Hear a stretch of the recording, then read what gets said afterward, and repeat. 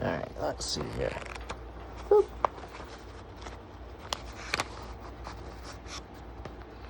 Chapter 6. By the way, I think this is the longest one so far. 1 second, let me check.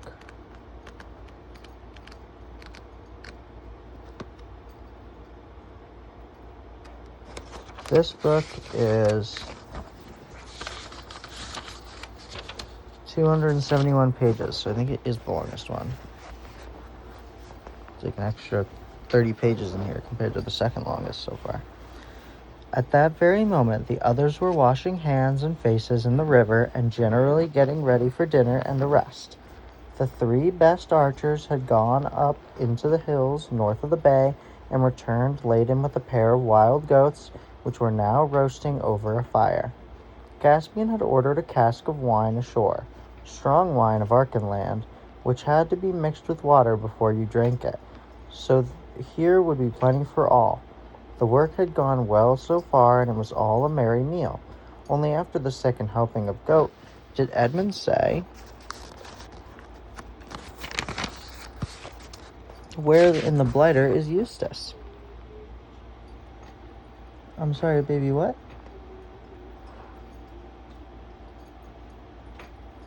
What?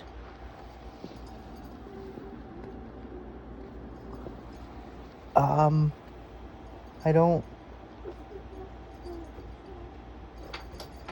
Yeah, I'm sorry, baby. It's just gibberish that you're saying to me. A little quieter? Sure, baby. Meanwhile, Eustace started round the unknown valley. It was so narrow and deep, and the precipices which surrounded it so sheer that it was like a huge pit or trench. The floor was grassy, though strewn with rocks, and here and there Eustace saw black burnt patches like those you could see on the side of a railway embankment in a dry summer. About 15 yards away from him was a pool of clear, smooth water. There was, at first, nothing else at all in the valley. Not an animal, not a bird, not an insect. The sun beat down the grim peaks and horns of mountains and peered over the valley's edge. Eustace realized, of course, that in the fog he had come down the wrong side of the ridge, so he turned at once to see about getting back. But as soon as he had looked, he shuddered. Apparently, he had by amazing luck found the only possible way down. A long green spit of land, horribly steep and narrow, with precipices on either side. There was no other possible way of getting back. But could he do it? Now that he saw what it was really like, his head swam very much at the thought of it. He turned round again, thinking that at any rate he'd better have a good drink from the pool first. But as soon as he turned and before he had taken a step toward into the valley, he heard a noise behind him. It was only a small noise, but it sounded loud in that immense silence. It froze him dead still where he stood for a second. Then he slowed round his neck and looked. At the bottom of the cliff, on a little to his left hand, was a low dark hole, the entrance to a cave perhaps, and out of this 2 thin wisps of smoke were coming, and the loose stones had beneath the dark hollow were moving. That was the noise he had heard, just as if something were crawling in the dark behind them. Something was crawling. Worse still, something was coming out. Edmund or Lucy or you would have recognized it at once, but Eustace had read none of the right books. The thing that came out of the cave was something he had never even imagined. A long, lead-colored snout, dull red eyes, no feathers or fur, a long, lithe body that trailed on the ground, legs whose elbows went up higher than its back, like a spider's, cruel claws, bat's wings that made rapping noise on the stones, yards of tail, and the lines of smoke were coming from its 2 nostrils. He never said the word dragon to himself, nor would it have made things any better if he had. But perhaps if he had known something about dragons, he would have been a little surprised at this dragon's behavior. It did not sit up and clap its wings, nor did it shoot out a stream of flame from its mouth. The smoke from its nostrils were like smoke of a fire that will not last much longer. nor did it seem to have noticed Eustace. It moved very slowly toward the pool, slowly with many pauses. Even in fear, in his fear, Eustace felt that it was an old, sad creature. He wondered if he dared make a dash for the ascent, but it might look around if he made any noise. It might come more to life. Perhaps it was only shamming. Anyway, what was the use of trying to escape by climbing from a creature that could fly? It reached the pool and slid its horribly scaly chin down over the gravel to drink. But before it had drunk, there came from it a great croaking or clanging cry, and after a few twitches and convulsions, it rolled around on its side and lay perfectly still with one claw in the air. A little dark blood gushed from its wide-open mouth. The smoke from its nostrils turned back for a moment and then floated away. No more came. For a long time Eustace did not dare to move. Perhaps this was the brute's trick, the way it lured travelers to their doom. But one couldn't wait forever. He took a step nearer. The 2 steps and halted again. The dragon remained motionless. He noticed, too, that the red fire had gone out of its eyes. At last he came up to it. He was quite sure now that it was dead. With a shudder, he touched it. Nothing happened. The relief was so great that Eustace almost laughed out loud. He began to feel as if he had fought and killed the dragon instead of merely seeing it die. He stepped over it and went to the pool for his drink, for the heat was getting unbearable. He was not surprised when he heard a peal of thunder. Almost immediately afterward, the sun disappeared, and before he had finished his drink, big drops of rain were falling.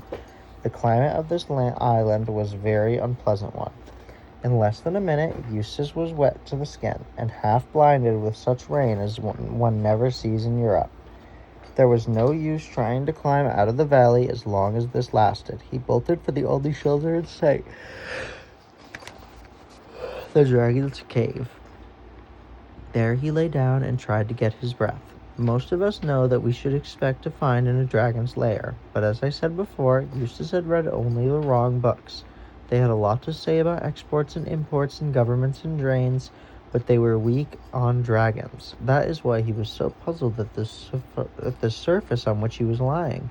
Parts of it were too prickly to be stones and too hard to be thorns, and there seemed to be a great many round, flat things. It all clinked when he moved. When the light enough by the cave's mouth to examine it by, and of course Eustace found it to be that any of us could have told him in advance. Treasure.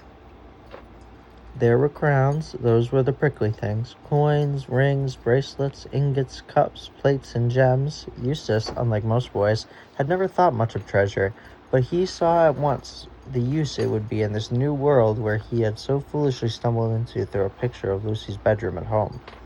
They don't have any tax here, he said, and you don't have to give treasure to the government. With some of this stuff, I could have quite a decent time here. Perhaps in Calormen. It sounds the least phony of these countries. I wonder how much I can carry. The bracelet now. Those things are are probably diamonds. I'll slip that on my own wrist. Too big, but not if I push it right up here above my elbow. Then fill my pockets with diamonds. That's easier than gold. I wonder when this infernal rain's gonna let up. He got into a less uncomfortable part of the pile where it was mostly coins and settled down to wait. But by a bad fright, when once it was over, and especially a bad fright following the mountain's walk, leaves you very tired, Eustace fell asleep. By the time he was sound asleep and snoring, the others had finished dinner and become seriously alarmed about him. They shouted, "Eustace, Eustace, cooey," till they were hoarse, and Caspian blew his horn. "He's nowhere near, or he'd have heard that," said Lucy with a white face. "Confound that fellow," said Edmund. "What on earth did he want to slink away like this for?" "But we must do something," said Lucy. "He may have gotten lost, or fallen into a hole, or been captured by savages, or killed by wild beasts," said Drinian. "And a good riddance if he has, I say," muttered Rince. "Master Rince," said Reepicheep, "you never spoke a word that became you less. The creature is no friend of mine, but he is of the Queen's blood, and while he is one of our fellowship, it concerns our honor to find him and avenge him if he is dead. Of course we've got to find him, if we can, said Caspian warily. That's the nuisance of it. It is a search party and endless trouble, Brother Eustace. Meanwhile, Eustace slept and slept and slept. What woke him was the pain in his arm. The moon was shining in it, in the mouth of the cave, and the bed of treasure seemed to have grown much more comfortable. In fact, he could hardly feel it at all. He was puzzled by the pain in his arm at first, but presently it occurred to him that the bracelet which he had shoved up his elbow had become strangely tight. His arm must have been swollen while he was asleep. It was his left arm. He moved his right arm in order to feel his left, but stopped before he had moved an inch, bit his lip in terror. For just in front of him, and a little on his right, where the moonlight fell clear on the floor of the cave, he saw a hideous shape moving. He knew that shape. It was a dragon's claw. It had moved as he moved his hand, and became still when he stopped moving his hand. Oh, what a fool I've been, thought Eustace. Of course that brute had a mate, and it's lying beside me. For several minutes he did not dare to move a muscle. He saw two thin columns of smoke going up before his eyes, black against the moonlight, just as there had been smoke coming from the other dragon's nose before it died. This was so alarming that he held his breath. The two columns of smoke vanished. Then he could hold his breath no longer and let it out stealthily. Instantly, two jets of smoke appeared again, but even yet he had no idea of the truth. Presently, he decided that he would edge very cautiously to his left and try to creep out of the cave. Perhaps the creature was asleep, and anyway, it was his only chance. But of course, before he edged to the left, he looked to the right. We looked to the left. Oh, horror, there was a dragon's claw on that side, too. No one will blame Eustace if at that moment he shed tears. He was surprised at the size of his own tears, and he saw them splashing onto the treasure in front of him. They also seemed strangely hot. Steam went up from them. But there was no good crying. He must try to crawl out from between the two dragons. He began extending his right arm. The dragon's foreleg and claw on the right went through it exactly in the same motion. Then he thought he would try his left. The dragon's limb on that side moved too. Two dragons, one on each side, mimicking whatever he did. His nerve broke, and he simply made a bolt for it. There was such a clatter and rasping and clinking of gold and grinding of stones as he rushed out of the cave that he thought they were both following him. He daren't look back. He rushed to the pool. The twisted shape of the dead dragon lying in the moonlight would have been enough to frighten anyone, but now he hardly noticed it. His idea was to get into the water, but just as he reached the edge of the pool, two things happened. First of all, it came over him like a thunderclap that he had been running on all fours, and why on earth would he have been doing that? And secondly, as he bent toward the water, he thought for a second that yet another dragon was staring up at him from the pool. But in an instant he realized the truth. This dragon face in the pool was his own reflection. There was no doubt of it. It moved as he moved. It opened and shut its mouth as he opened and shut his.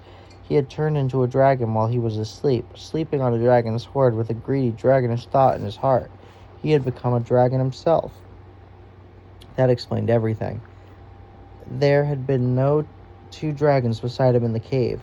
The claws to right and left were his own right and left claws. The two columns of smoke had been coming from his own nostrils, and for the pain in his left arm, or what had been his left arm, he could now see what had happened by squinting on his left eye. The bracelet, which had fitted very nicely on the upper arm of a boy, was far too small for the thick, stumpy foreleg of a dragon. I'm going to stop right there, I think. Eustace has now become a big-ass dragon. And he's very upset about it, I suspect.